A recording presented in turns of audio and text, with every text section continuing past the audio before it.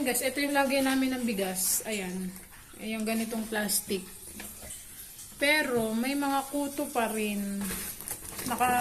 Tinatali na nga yan.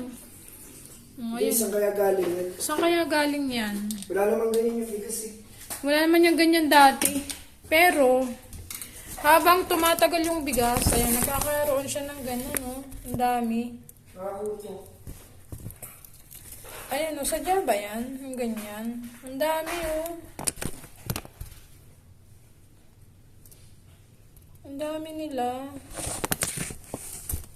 Saan kaya galing yan? Safe ba yung lalagyan ng bigas pag ganun? Grabe. Ayan o, bago na namang bigas yan. Sinali mo ba yung luma? Hindi.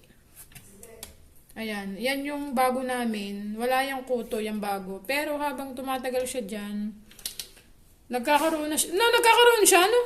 Ha? Nagkakaroon siya, no? Wala naman yan dati.